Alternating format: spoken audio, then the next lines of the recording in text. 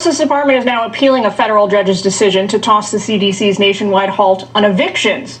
That policy has been in place since September, easing some pressure on struggling renters, but there's no relief for landlords who are still on the hook for their mortgages. Stacey Johnson-Cosby is a Kansas City landlord. She's also the founder of the Housing Provider Alliance.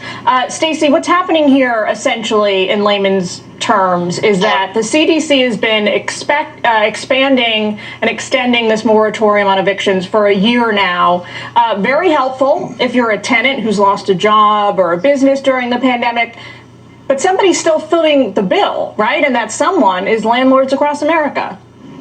Absolutely. And what we say is that the eviction moratorium helps no one, not even the tenant, because the tenant is going to at some point have judgment day. So when the eviction moratorium ends, the judge is going to say, did you pay your rent as agreed in your contract on the first of the month? And if the answer is no, they will be evicted, which means they're going to have bad credit, and then they're going to owe the thousands of dollars of past due rent. If they couldn't pay $600 a month, they're not going to be able to pay $10,000 when it's over.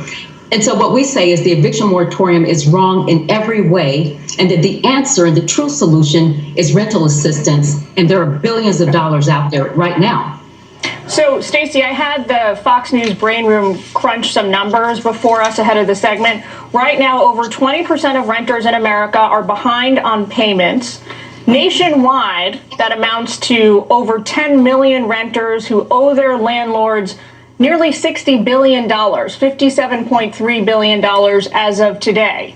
That's a lot of money, no matter where you live. Right, and you think about who the money is owed to, and those are citizens just like me that have their bills to pay as well. And keeping in mind that a lot of housing providers use real estate as a retirement solution, as a way to have income in retirement. Right. And if they're not getting the rent now, and all of those billions of dollars are not coming to them, they're not able to hold on to their assets they've waited for and their investment for years. And so what we say is focus more energy on getting the rental assistance, and there are billions of dollars out there. Focus on getting that money into the hands of those that need it, and we don't have to worry about an eviction moratorium, because the way to stop an eviction is to pay the rent.